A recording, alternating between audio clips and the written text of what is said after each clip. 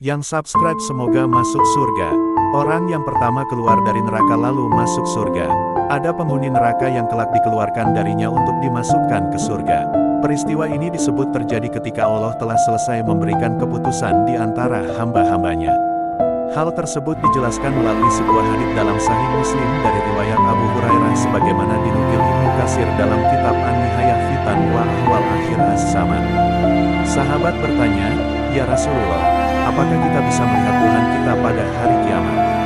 Maka Rasulullah balik bertanya, "Apakah kamu merasa samar ketika melihat bulan pada malam purnama?" Mereka menjawab, "Tidak, ya Rasulullah."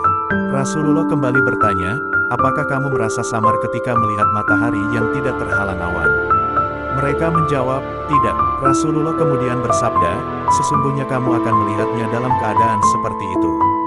Rasulullah lalu menceritakan peristiwa yang terjadi pada hari kiamat nanti. Dikatakan, Allah akan mengumpulkan seluruh umat manusia lalu berfirman, "Barang siapa yang dulu menyembah sesuatu, maka ikutilah dia." Para penyembah matahari kemudian mengikuti matahari, para penyembah bulan kemudian mengikuti bulan, dan para penyembah berhala lainnya mengikuti berhalanya. Lalu, tinggallah sekelompok umat yang termasuk orang-orang munafik. Allah mendatangi mereka dalam wujud yang tidak mereka kenal seraya berfirman, "Aku Tuhanmu." Tetapi mereka menjawab, "Kami berlindung kepada Allah darimu. Biarlah kami tetap di sini, sampai Tuhan kami datang menemui kami.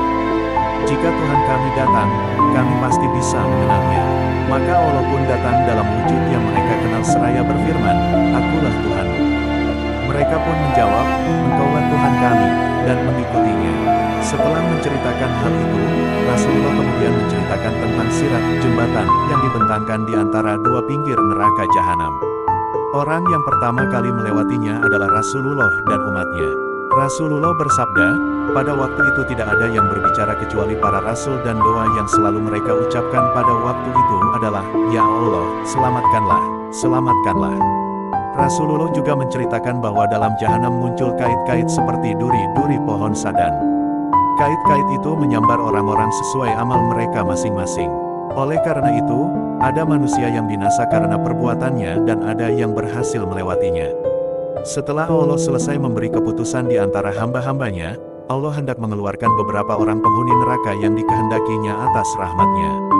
Dia memerintahkan para malaikat mengeluarkan orang yang dulu tidak menyekutukan Allah, yang mendapat rahmatnya.